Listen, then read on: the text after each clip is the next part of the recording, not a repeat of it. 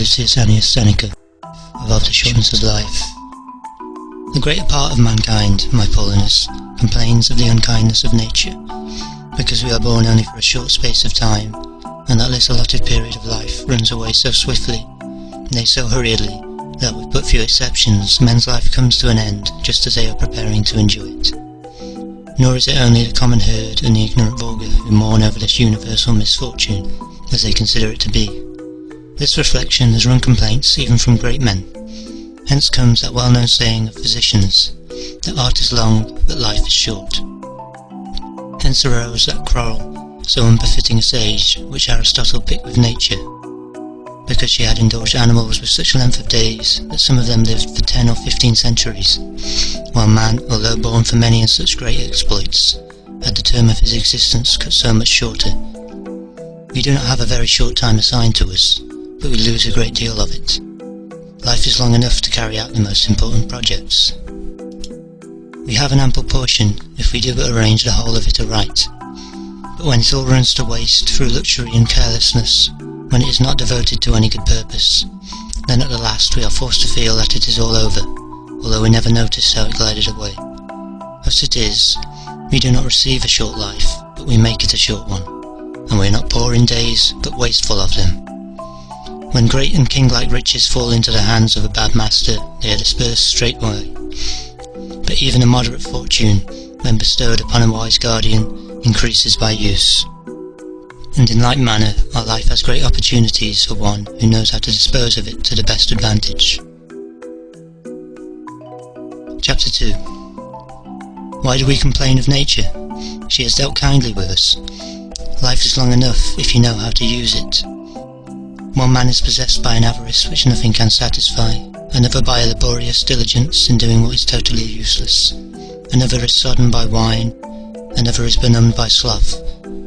One man is exhausted by an ambition which makes him court the goodwill of others, another through his eagerness as a merchant is led to visit every land and every sea by the hope of gain. Some are plagued by the love of soldiering, and are always either endangering other men's lives, or in trembling for their own. Some wear away their lives in that voluntary slavery, the unrequited service of great men. Many are occupied either in laying claim to other men's fortune, or in complaining of their own. A great number have no settled purpose, and are tossed from one new scheme to another, by a rambling, inconsistent, dissatisfied, fickle habit of mind. Some care for no object sufficiently to try to attain it, but lie lazily, yawning until their fate comes upon them. So I cannot doubt the truth of that verse, which the greatest of poets has dressed in the guise of an oracular response. We live a small part only of our lives. But all duration is time, not life. Vices press upon us and surround us on every side, and do not permit us to regain our feet, or to raise our eyes and gaze upon truth, but when we are down keep us prostrate and chained to low desires. Men who are in this condition are never allowed to come to themselves. If ever by chance they obtain any rest, they roll to and fro like the deep sea, which heaves and tosses after a gale, and they never have any respite from their lusts. Do you suppose that I speak of those whose ills are notorious? Nay, look at those whose prosperity all men run to see. They are choked by their own good things. To how many men do riches prove a heavy burden? How many men's eloquence and continual desire to display their own cleverness has cost them their lives? How many are sallow with constant sensual indulgence? How many have no freedom left them by the tribe of clients that surges around them? Look through all these, from the lowest to the highest. This man calls his friends to support him, this one is present in court, this one is the defendant, this one pleads for him, this one is on the jury, but no one lays claim to his own self. Everyone wastes his time over someone else. Investigate those men whose names are in everyone's mouth. You will find that they bear just the same marks. A is devoted to B, and B to C. No one belongs to himself. Moreover, some men are full of most irrational anger. They complain of the insolence of their chiefs because they have not granted them an audience when they wished for it, as if a man had any right to complain of being so haughtily shut out by another, when he never has leisure to give his own conscience a hearing. This chief of yours, whoever he is, though he may look at you in an offensive manner, still will some day look at you, open his ears to your words, and give you a seat by his side. But you never designed to look upon yourself, to listen to your own grievances. You ought not, then, to claim these services from another, especially since, while you yourself were doing so, you did not wish for an interview with another man, but were not able to obtain one with yourself. Chapter 3. Were all the brightest intellects of all time to employ themselves on this one subject, they never could sufficiently express their wonder at this blindness of men's minds. Men will not allow any one to establish himself upon their estates, and upon the most trifling dispute about the measuring of boundaries, they betake themselves to stones and cudgels. That they allow others to encroach upon their lives, nay, they themselves actually lead others in to take possession of them. You cannot find any one who wants to distribute his money, yet among how many people does everyone distribute his life? Men covetously guard their property from waste, but when it comes to waste of time, they are most prodigal of that of which it would become them to be sparing. Let us take one of the elders, and say to him, "We perceive that you have arrived at the extreme limits of human life. You are in your 100th year, or even older. Come now, reckon up your whole life in black and white.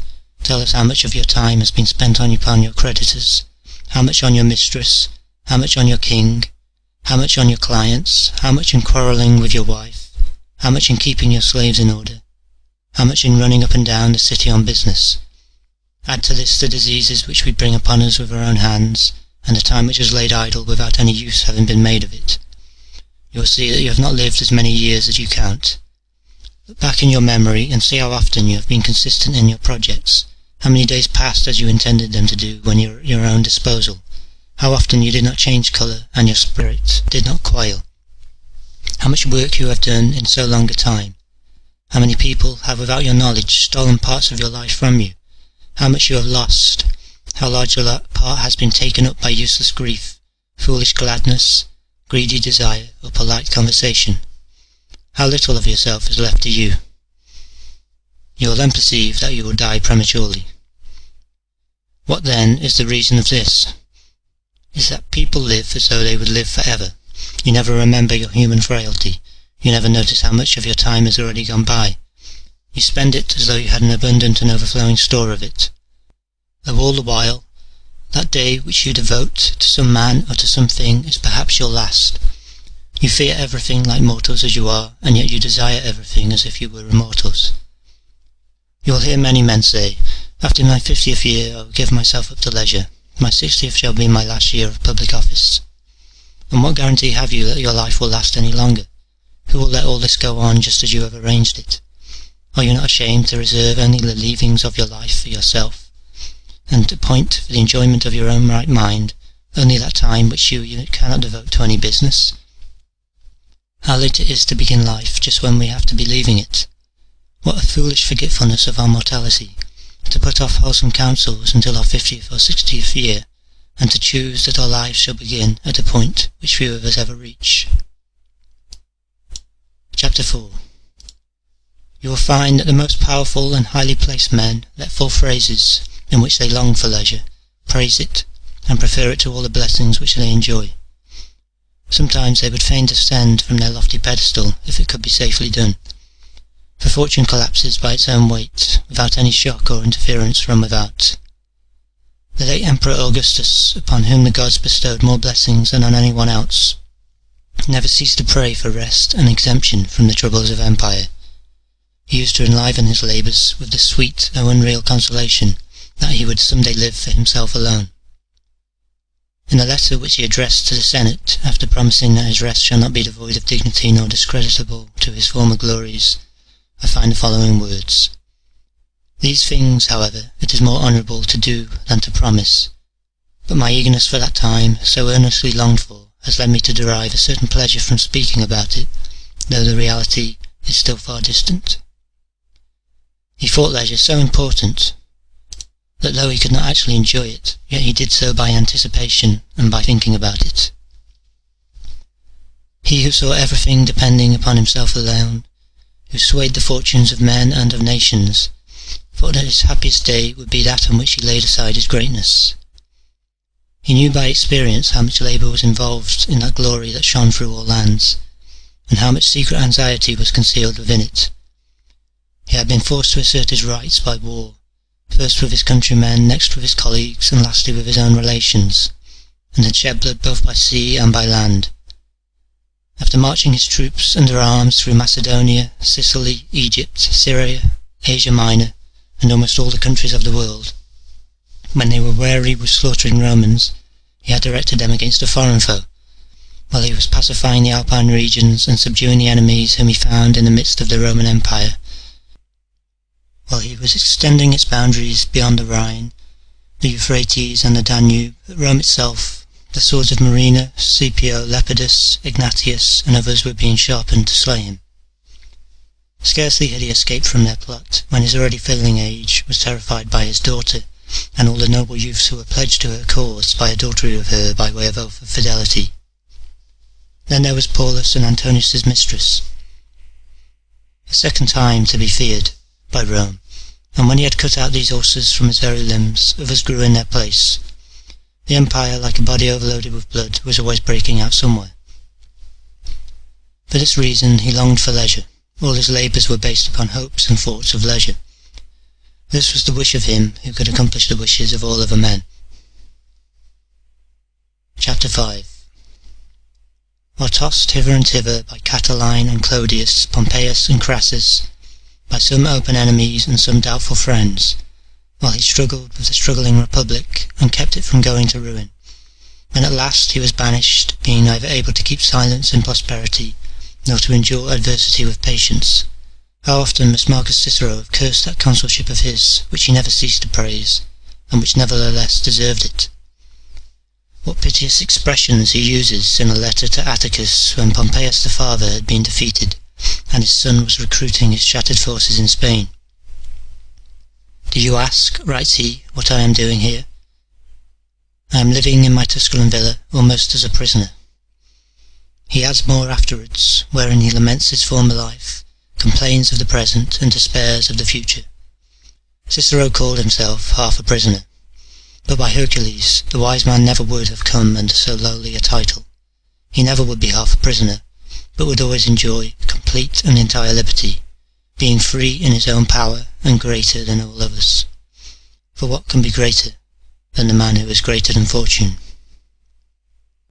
Chapter 6. When Livius Drusus, a vigorous and energetic man, brought forward bills for new laws and radical measures of the Gracious pattern, being the centre of a vast mob of all the peoples of Italy, and seeing no way to solve the question, since he was not allowed to deal with it as he wished, and yet was not free to throw it up after having once taken part in it, complained bitterly of his life, which had been one of unrest from the very cradle, and said, we are told, that he was the only person who never had any holidays, even when he was a boy. Indeed, while he was still under age and wearing the praetexta, he had the courage to plead the cause of accused persons in court, and to make use of his influence so powerfully that it is well known that in some cases his exertions gained a verdict.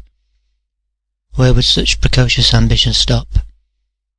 You may be sure that one who showed such boldness as a child would end by becoming a great pest both in public and in private life. It was too late for him to complain that he had had no holidays, when from his boyhood he had been a firebrand and a nuisance in the courts. It is a stock question whether he committed suicide, for he fell by a sudden wound in the groin, and some doubted whether his death was caused by his own hand, though none disputed its having happened most seasonably. It would be superfluous to mention more who, while others taught them the happiest of men, have themselves borne true witness to their own feelings, and have loathed all that they have done for all the years of their lives. Yet by these complaints they have effected no alteration, either in others or in themselves. For after these words have escaped them, their feelings revert to their accustomed frame. By Hercules, that life of you great men, even though it should last for more than 1,000 years, is still a very short one. Those vices of yours would swallow up any extent of time. No wonder if this our ordinary span, which though nature hurries on, can be enlarged by common sense, soon slips away from you, for you do not lay hold of it, or hold it back, and try to delay the swiftest of all things, but you let it pass as though it were a useless thing, and you could supply its place. Chapter 7. Among these I reckon in the first place those who devote their time to nothing but drinking and debauchery. For no men are busied more shamefully The others, although the glory which they pursue is but a counterfeit, still deserve some credit for their pursuit of it. Though you may tell me of misers, of passionate men, of men who hate and who even wage war without a cause, yet all such men sin like men, but the sin of those who are given up to gluttony and lust is a disgraceful one. Examine all the hours of their lives. Consider how much time they spend in calculation, how much in plotting, how much in fear, how much in giving and receiving flattery, how much in entering into recognizances for themselves or for others, how much in banquets, which indeed become a serious business. You will see that they are not allowed any breathing time, either by their pleasures or their pains. Finally, all are agreed that nothing, neither eloquence nor literature, can be done properly by one who is occupied with something else, and nothing can take deep root in a mind which is directed to some other subject, and which rejects whatever you try to stuff into it. No man knows less about living than a businessman. There is nothing about which it is more difficult to gain knowledge. Other arts have many folk everywhere who profess to teach them. Some of them can be so thoroughly learned by mere boys that they are able to teach them to others, but one's whole life must be spent in learning how to live, and, which may perhaps surprise you more, one's whole life must be spent in learning how to die. Many excellent men have freed themselves from all hindrances, have given up riches, business and pleasure, and have made it their duty to the very end of their lives to learn how to live, and yet the larger portion of them leave this life confessing that they do not yet know how to live, and still less know how to live as wise men. Believe me, it requires a great man, and one who is superior to human frailties, not to allow any of his time to be filched from him. And therefore it follows that his life is a very long one, because he devotes every possible part of it to himself. No portion lies idle or uncultivated or in another man's power, for he finds nothing worthy of being exchanged for his time, which he husbands most grudgingly. He therefore had time enough, whereas those who gave up a great part of their lives to the people of necessity had not enough. Yet you need not suppose that the latter were not sometimes conscious of their loss. Indeed, you will hear most of those who are troubled with great prosperity every now and then cry out amid their hosts of clients, their pleadings in court, and their other honourable troubles, "I am not allowed to live my own life." Why is he not allowed? Because all those who call upon you to defend them take you away from yourself. How many of your days have been spent by that defendant, by that candidate for office, by that old woman who is weary with burying her heirs, by that man who pretends to be ill in order to excite the greed of those who hope to inherit his property, by that powerful friend of yours who uses you to swell his train, not to be his friend? Balance your account and run over all the days of your life. You will see that only a very few days, and only those which were useless for any other purpose, have been left to you. He who has obtained the fascists for which he longed is eager to get rid of them, and is constantly saying, "When will this year be over?" Another exhibits public games, and once would have given a great deal for the chance of doing so, but now, when, says he, shall I escape from this? Another is an advocate who is fought for in all the courts, and who draws immense audiences, who crowd all the forum to far great distance, then they can hear him. When, says he, will vacation time come? Every man hurries through his life, and suffers from yearning for the future and the weariness of the present. But he who disposes of all his time for his own purposes, who arranges all his days as though he were arranging the plan of his life, neither wishes for nor fears the morrow, for what new pleasure can any hour now bestow upon him? He knows it all, and has indulged in it all, even to satiety. Fortune may deal with the rest as she will, his life is already safe from her. Such a man may gain something, but cannot lose anything, and indeed he can only gain anything in the same way as one who is already glutted and filled, and gets some extra food, which he takes although he does not want it. You have no grounds, therefore, for supposing that any one has lived long because he has wrinkles or grey hairs. Such a man has not lived long, but has only been long alive. Why, would you think that a man has voyaged much if a fierce gale had caught him as soon as he left his port, and he had been driven round and round the same place continually by a succession of winds blowing from opposite quarters? Such a man has not travelled much, he has only been much tossed about. Chapter 8. I am filled with wonder when I see some men asking others for their time, and those who are asked for it most willing to give it. Both parties consider the object for which the time is given, but neither of them thinks of the time itself, as though in asking for this one asked for nothing, and in giving it one gave nothing. We play with what is the most precious of all things, yet it escapes men's notice, because it is an incorporeal thing, and because it does not come before our eyes, and therefore it is held very cheap, nay, hardly any value whatever is put upon it. Men set the greatest store upon presents or pensions, and hire out their work, their services, or their care, in order to gain them. No one values time. They give it much more freely, as though it costs nothing. Yet you will see these same people clasping their knees of their physician as suppliants when they are sick and in present peril of death, and if threatened with a capital charge, willing to give all that they possess in order that they may live. So inconsistent are they.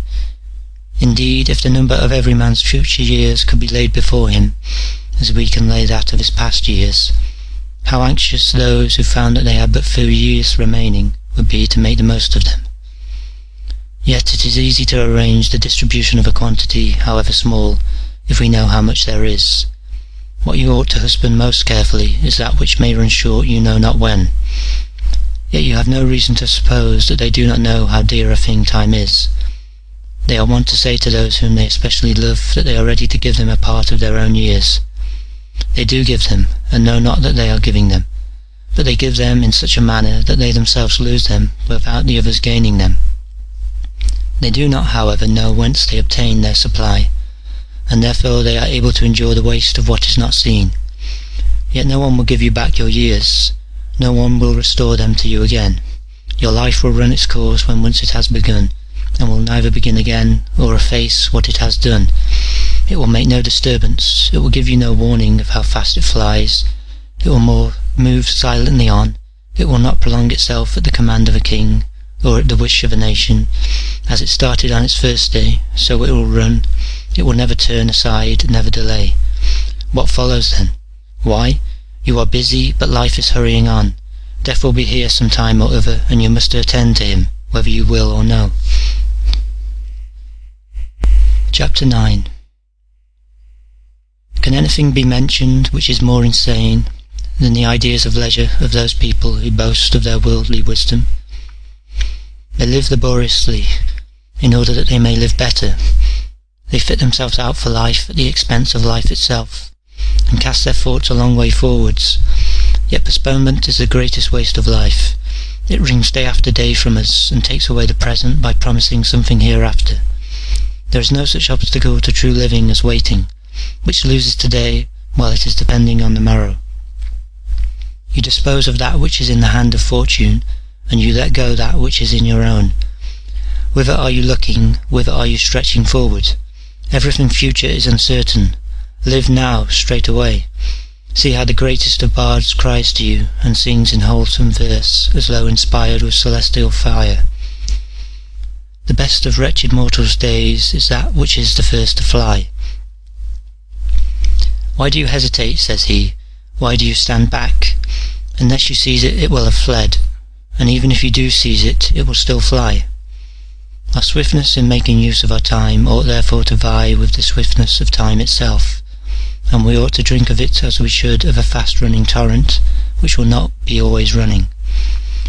The poet, too, admirably satirises our boundless thoughts, when he says not the first age, but the first day.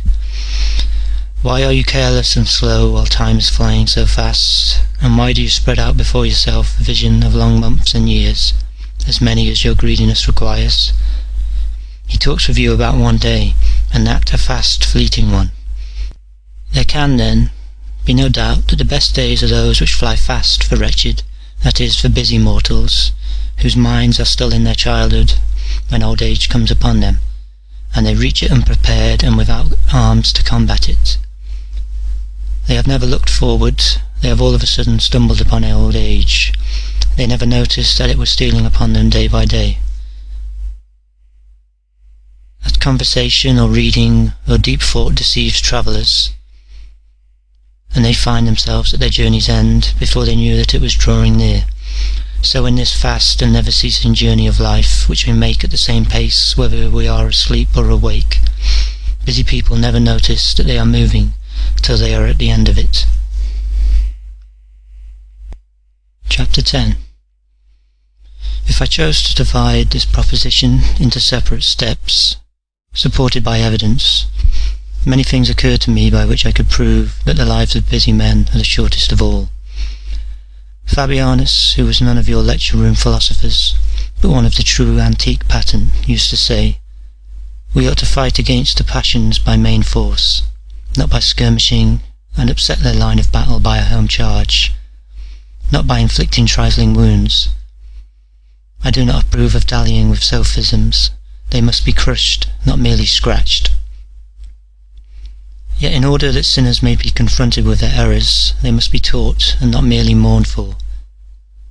Life is divided into three parts: that which has been, that which is, and that which is to come. Of these three stages, that which we are passing through is brief, that which we are about to pass is uncertain, and that which we have passed is certain. This it is over which fortune has lost her rights, and which can fall into no other man's power. And this is what busy men lose, for they have no leisure to look back upon the past, and even if they had, they take no pleasure in remembering what they regret.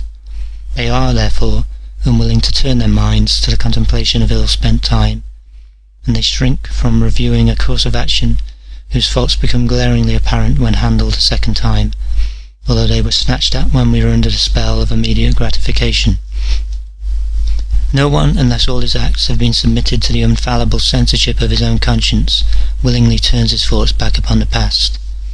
He who has ambitiously desired, haughtily scorned, passionately vanquished, treacherously deceived, greedily snatched, or prodigally wasted much, must needs fear for his own memory.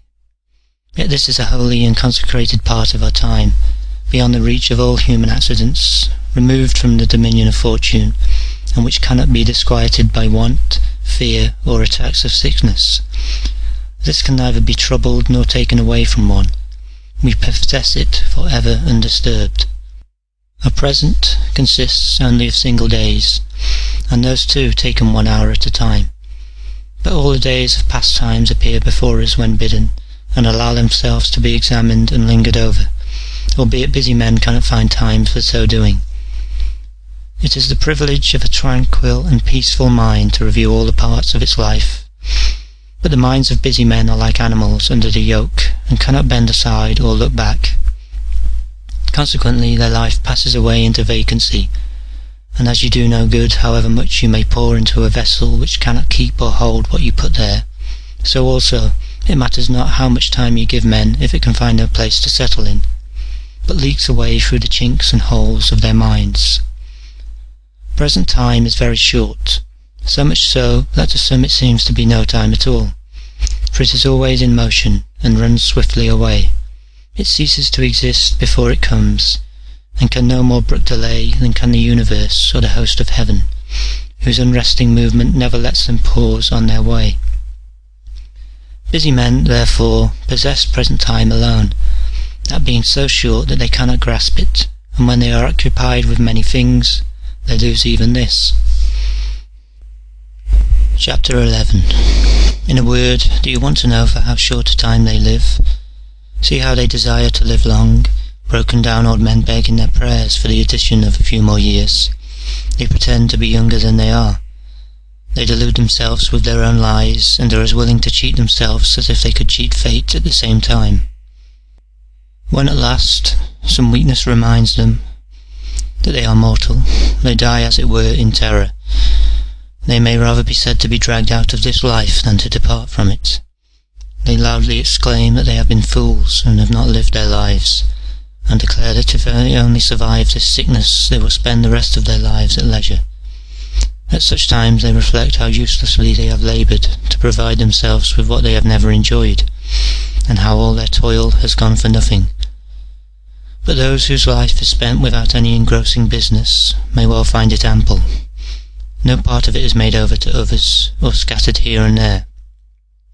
No part is entrusted to fortune, is lost by neglect, is spent in ostentatious giving, or is useless. All of it is, so to speak, invested at good interest. A very small amount of it, therefore, is abundantly sufficient, and so, when his last day arrives, the wise man will not hang back, but will walk with a steady step to meet death. Chapter 12. Perhaps you will ask me whom I mean by busy men. You need not think that I allude only to those who are hunted out of the courts of justice with dogs at the close of the proceedings, those whom you see either honourably jostled by a crowd of their own clients, or contemptuously hustled in visits of ceremony by strangers, who call them away from home to hang about their patrons' doors, or who make use of the praetor's sales by auction to acquire infamous gains which some day will prove their own ruin. Some men's leisure is busy, in their country house or on their couch, in complete solitude. Even though they have retired from all men's society, they still continue to worry themselves. We ought not to say that such men's life is one of leisure, but their very business is sloth. Would you call a man idle who expends anxious finicking care in the arrangement of his Corinthian bronzes, valuable only through the mania of a few connoisseurs, and who passes the greater part of his days among plates of rusty metal, who sits in the palaestra, shamed that our very vices should be foreign, watching boys wrestling, who distributes his gangs of fettered slaves into pairs according to their age and colour, who keeps athletes of the latest fashion?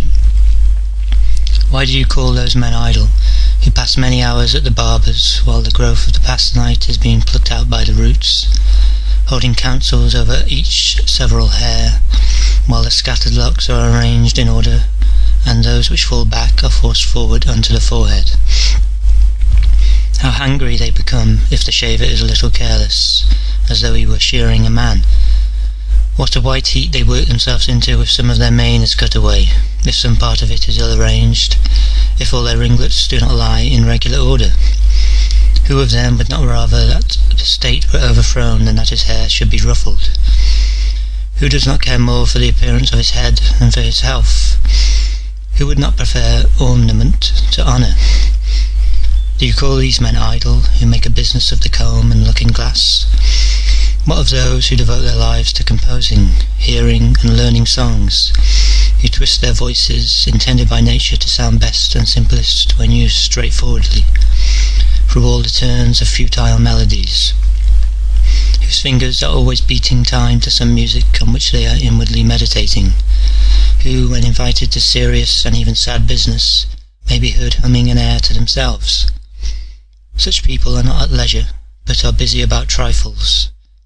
As for their banquets, by Hercules, I cannot reckon them among their unoccupied times, when I see with what anxious care they set out their plate, how laboriously they arrange the girdles of their waiters' tunics, how breathlessly they watch to see how the cook dishes up the wild boar, with what speed, when the signal is given, the slave boys run to perform their duties, how skilfully birds are carved into pieces of the right size, how painstakingly wretched youths wipe up the spittings of drunken men. By these means men seek credit for taste and grandeur, and their vices follow them so far into their privacy that they can neither eat nor drink without a view to effect.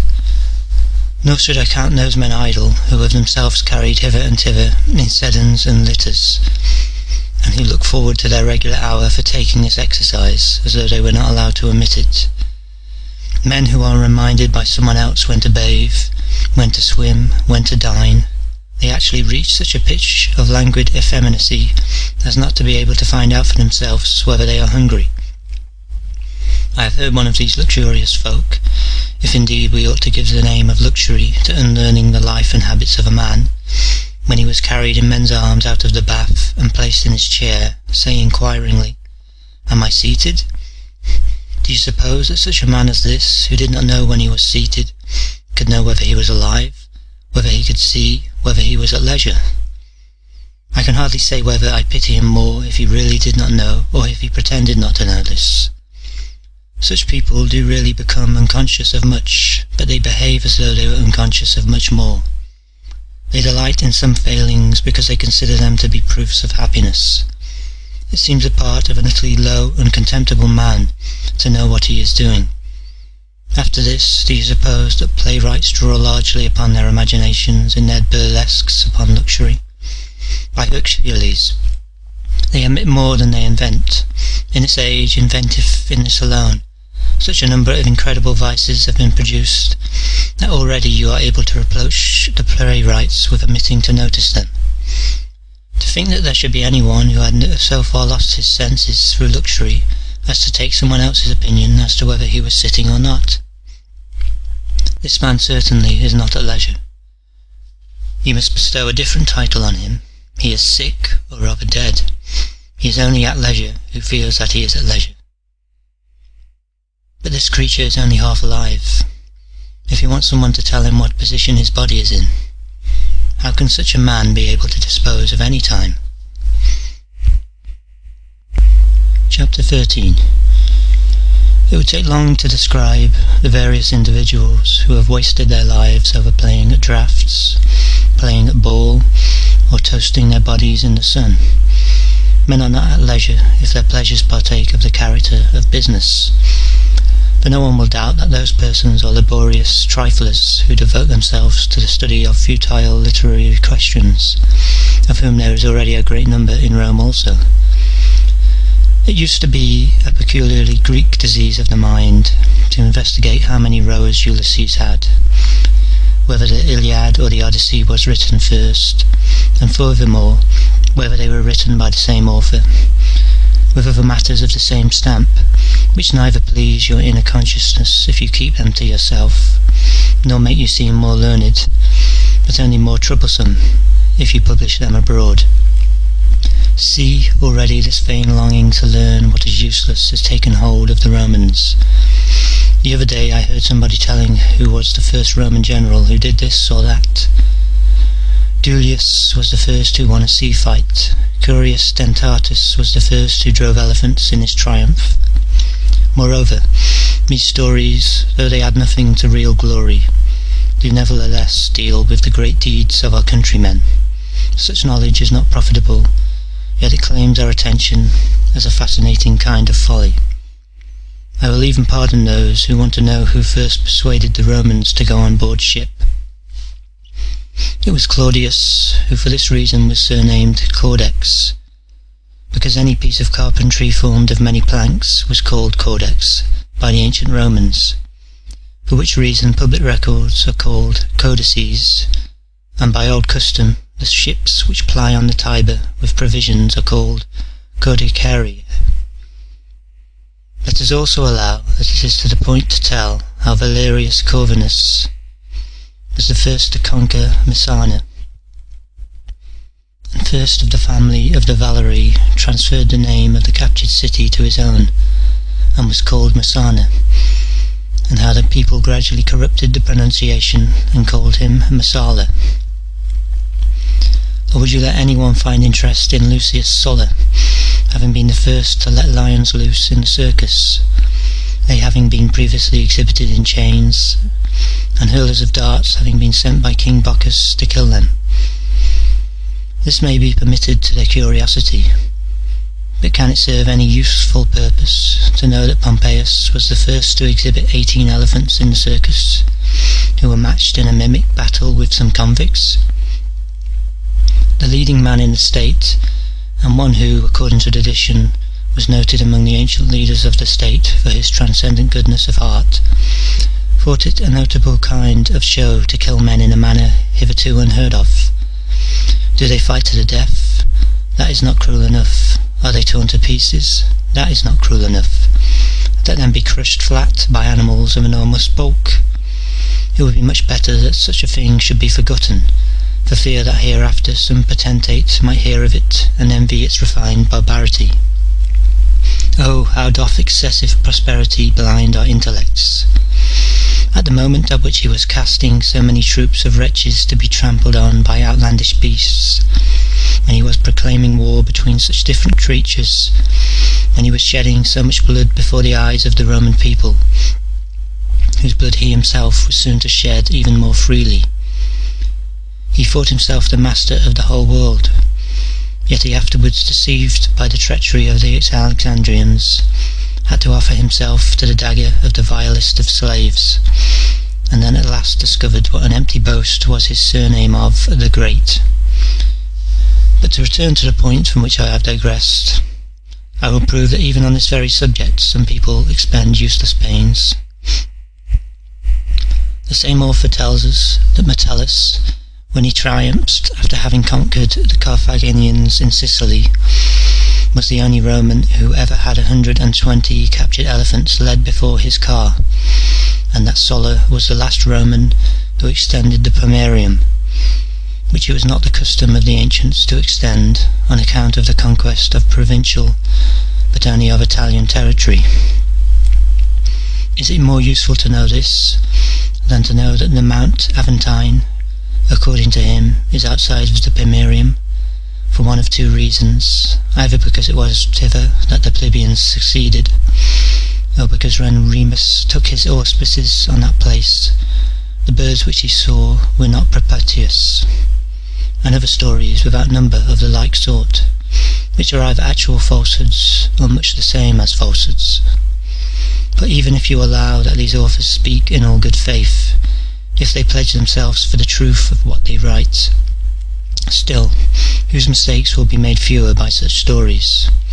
Whose passions will be restrained? Whom will they make more brave, more just, or more gentlemanly?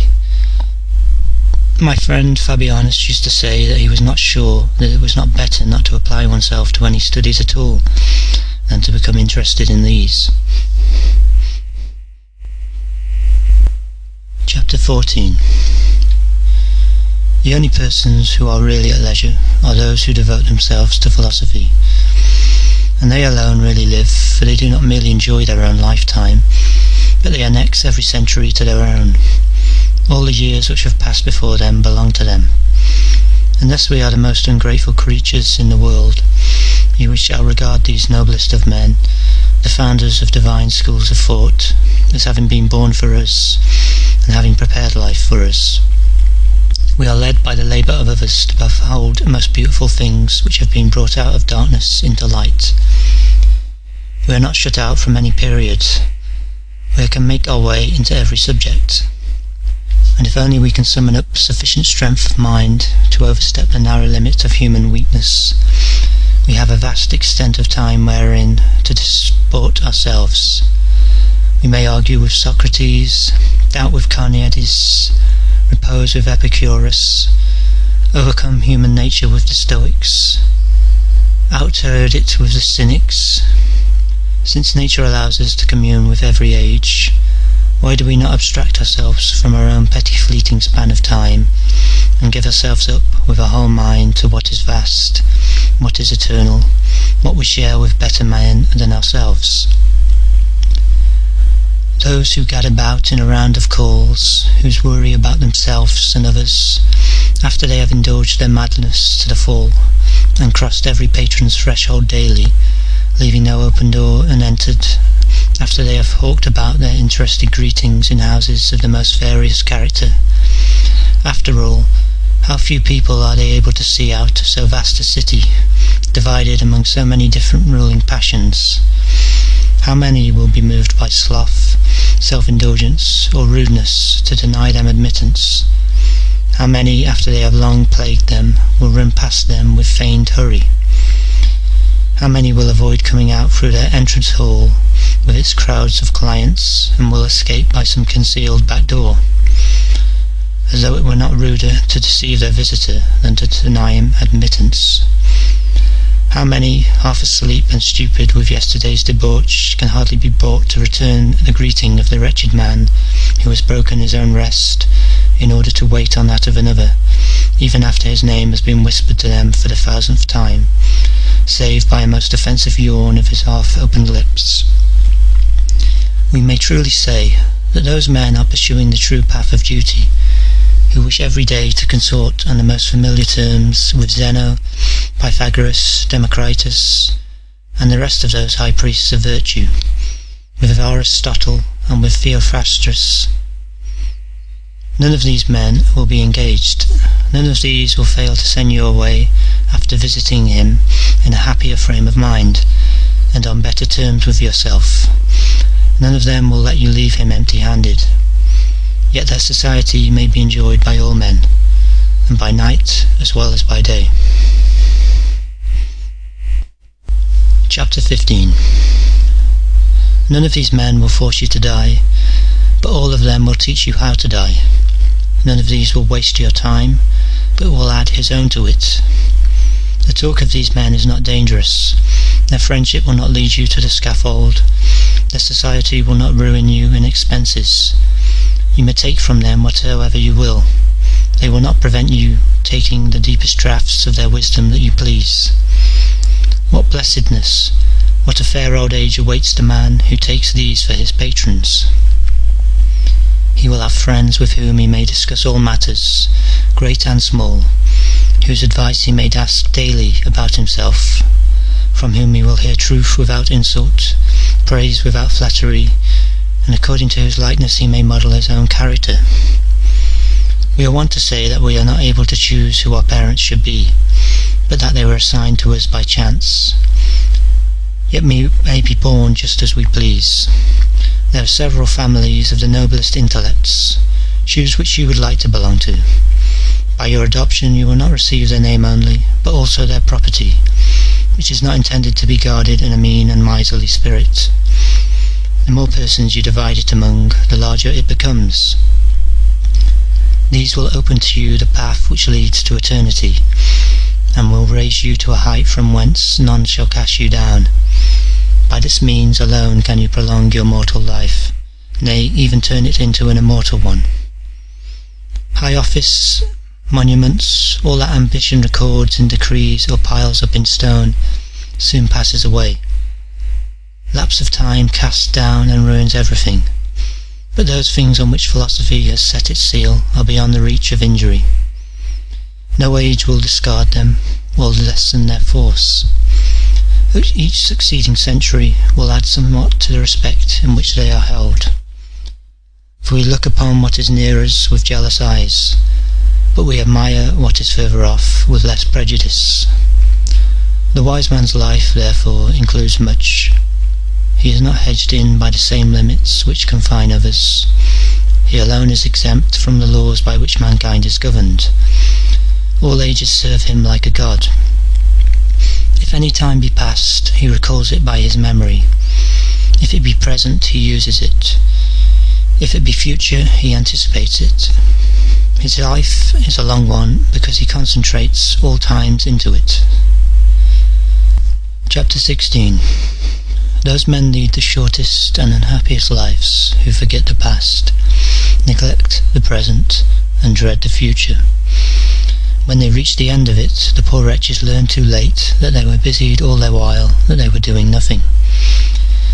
You need not think, because sometimes they call for death, that their lives are long. Their folly torments them with vague passions which lead them into the very things of which they are afraid. They often, therefore, wish for death because they live in fear. Neither is it, as you might think, a proof of the length of their lives that they often find the days long, that they often complain how slowly the hours pass until the appointed time arrives for dinner. For whenever they are left without their usual business, they fret helplessly in their idleness, and know not how to arrange or to spin it out. They betake themselves, therefore, to some business, and all the intervening time is irksome to them. They would wish by Hercules to skip over it, just as they wish to skip over the intervening days before a gladiatorial contest, or some other time appointed for a public spectacle or private indulgence.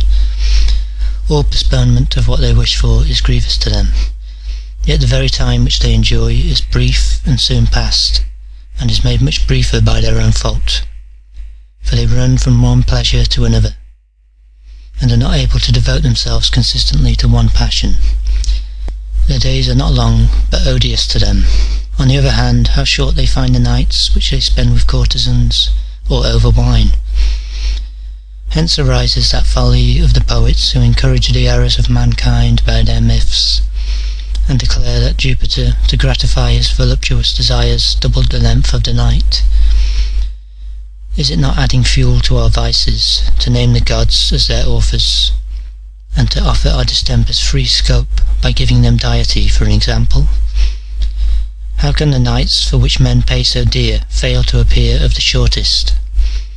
They lose the day in looking forward to the night, and lose the night through fear of the dawn. Chapter 17. Such men's very pleasures are restless, and disturbed by various alarms, and at the most joyous moment of all there rises the anxious thought, how long will this last? This frame of mind has led kings to weep over their power, and they have not been so much delighted at the grandeur of their position as they have been terrified by the end to which it must some day come. That most arrogant Persian king, when his army stretched over vast plains and could not be counted but only measured, burst into tears at the thought that in less than 100 years none of all those warriors would be alive, yet their death was brought upon them by the very man who wept over it, who was about to destroy some of them by sea, some on land, some in battle, and some in flight, and who would in a very short space of time put an end to those about whose 100th year he showed such solicitude. Why need we wonder at their very joys being mixed with fear? They do not rest upon any solid grounds, but are disturbed by the same emptiness from which they spring. What must we suppose to be the misery of such times as even they acknowledge to be wretched, when even the joys by which they elevate themselves and raise themselves above their fellows are of a mixed character? All the greatest blessings are enjoyed with fear, and no thing is so untrustworthy as extreme prosperity. We require fresh strokes of good fortune to enable us to keep that which we are enjoying, and even those of our prayers which are answered require fresh prayers. Everything for which we are dependent on chance is uncertain. The higher it rises, the more opportunities it has of falling. Moreover, no one takes any pleasure in what is about to fall into ruin. Very wretched, therefore, as well as very short must be the lives of those who work very hard to gain what they must work even harder to keep. They obtain what they wish with infinite labour, and they hold what they have obtained with fear and trembling. Meanwhile, they take no account of time, of which they will never have a fresh and larger supply. They substitute new occupations for old ones. One hope leads to another, one ambition to another. They do not seek for an end to their wretchedness, but they change its subject. Do our own preferments trouble us? Nay, those of other men occupy more of our time. Have we ceased from our labours in canvassing? Then we begin others in voting. Have we got rid of the trouble of accusation? Then we begin that of judging. Has a man ceased to be a judge? Then he becomes an examiner. Has he grown old in the salaried management of other people's property? Then he becomes occupied with his own. Marius is discharged from military service. He becomes consul many times. Quintius is eager to reach the end of his dictatorship. He will be called a second time from the plough. Scipio marched against the Carthaginians before he was of years sufficient for so great an undertaking. After he has conquered Hannibal, conquered Antiochus, been the glory of his own consulship, and the surety for that of his brother, he might, had he wished it, have been set on the same pedestal with Jupiter. But civil factions will vex the saviour of the state, and he who when a young man disdained to receive divine honours will take pride as an old man in obstinately remaining in exile. We shall never lack causes of anxiety, either pleasurable or painful. Our life will be pushed along from one business to another. Leisure will always be wished for and never enjoyed. Chapter 18. Wherefore, my dearest Paulinus, tear yourself away from the common herd, and since you have seen more rough weather than one would think from your age, betake yourself at length to a more peaceful haven.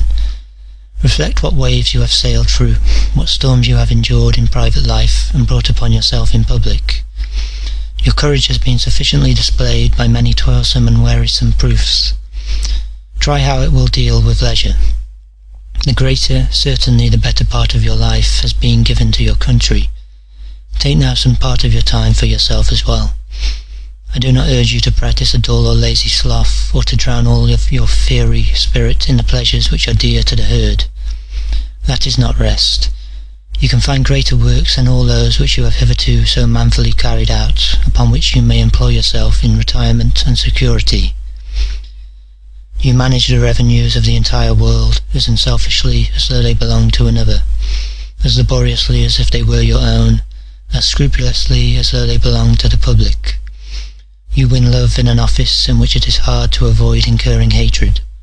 Yet believe me, it is better to understand your own mind than to understand the corn market. Take away that keen intellect of yours, so well capable of grappling with the greatest subjects, from a post which may be dignified, but which is hardly fitted to render life happy, and reflect that you did not study from childhood all the branches of a liberal education, merely in order that many thousand tons of corn might safely be entrusted to your charge. You have given us promise of something greater and nobler than this. There will never be any want of strict economists or of laborious workers. Slow-going beasts of burden are better suited for carrying loads than well-bred horses, whose generous swiftness no one would encumber with a heavy pack. Think, moreover, how full of risk is the great task which you have undertaken. You have to deal with the human stomach. A hungry people will not endure reason, will not be appeased by justice, and will not hearken to any prayers. Only just a few days ago, when Caesar perished, grieving for nothing so much, if those in the other world can feel grief, as that the Roman people did not die with him. There was said to be only enough corn for 7 or 8 days' consumption. While he was making bridges with ships and playing with the resources of the empire, want of provisions, the worst evil that can befall even a besieged city, was at hand. His imitation of a crazy, outlandish, and misproud king very nearly ended in ruin, famine, and the general revolution which follows famine. What must then have been the feelings of those who had the charge of supplying the city with corn, who were in danger of stoning, of fire and sword, of Gaius himself? With consummate art they concealed the vast internal evil by which the state was menaced, and were quite right in so doing. For some diseases must be cured without the patient's knowledge. Many have died through discovering what was the matter with them. Chapter 19. Betake yourself to these quieter, safer, larger fields of action. Do you think that there can be any comparison between seeing that corn is deposited in the public granary without being stolen by the fraud or spoilt by the carelessness of the importer, that it does not suffer from damp or overheating, and that it measures and weighs as much as it ought, and beginning the study of sacred and divine knowledge, which will teach you of what elements the gods have formed, what are their pleasures, their position, their form, to what changes your soul has to look forward, where nature will place us when we are dismissed from our bodies, what that principle is which holds all the heaviest particles of our universe in the middle, suspends the lighter ones above, puts fire highest of all, and causes the stars to rise in their courses, with many other matters full of marvels. Will you not cease to grovel on earth and turn your mind's eye on these themes? Nay, while your blood still flows swiftly, before your knees grow feeble, you ought to take the better path. In this course of life there await you many good things, such as love and practice of the virtues, forgetfulness of passions, knowledge of how to live and die, deep repose. The position of all busy men is unhappy, but most unhappy of all is that of those who do not even labour at their own affairs, but have to regulate their rest by another man's sleep, their walk by another man's pace, and whose very love and hate, the freest thing in the world, are at another's bidding. If such men wish to know how short their lives are, let them think how small a fraction of them is their own. Chapter 20. When therefore you see a man often wear the purple robes of office, and hear his name often repeated in the forum, do not envy him. He gains these things by losing so much of his life. Men throw away all their years in order to have 1 year named after them as consul. Some lose their lives during the early part of the struggle, and never reach the height to which they aspired. Some, after having submitted to 1,000 indignities in order to reach the crowning dignity, have the miserable reflection that the only result of their labours will be the inscription on their tombstone. Some, while telling off extreme old age, like youth, for new aspirations, have found it fail from sheer weakness amid great and presumptuous enterprises. It is a shameful ending when a man's breath deserts him in a court of justice, while, although well stricken in years, he is still striving to gain the sympathies of an ignorant audience for some obscure litigant. It is base to perish in the midst of one's business, wearied with living sooner than with working, shameful too to die in the act of receiving payments amid the laughter of one's long-expectant heir. I cannot pass over an instance which occurs to me. Tyrannius was an old man of the most painstaking exactitude, who after entering upon his 90th year, when he had by Caesar's own act been relieved of his duties as collector of the revenue, ordered himself to be laid out on his bed and mourned for as though he were dead. The whole house mourned for the leisure of its old master, and did not lay aside its mourning until his work was restored to him. Can men find such pleasure in dying in harness? Yet many are of the same mind. They retain their wish for labour longer than their capacity for it, and fight against their bodily weakness. They think old age an evil for no other reason than because it lays them on the shelf. The law does not enrol a soldier after his 50th year, or require a senator's attendance after his 60th, but men have more difficulty in obtaining their own consent than that of the law to a life of leisure. Meanwhile, while they are plundering and being plundered, while one is disturbing another's repose, and all are being made wretched alike, life remains without profit, without pleasure, without any intellectual progress. No one keeps death well before his eyes. No one refrains from far-reaching hopes. Some even arrange things which lie beyond their own lives, such as huge sepulchral buildings, the dedication of public works, and exhibitions to be given at their funeral pyre, and ostentatious processions. But, by Hercules, the funerals of such men ought to be conducted by the light of torches and wax tapers, as though they had lived but a few days. End of the Shortness of Life by Lucius Annaeus Seneca, translated by Aubrey Stewart.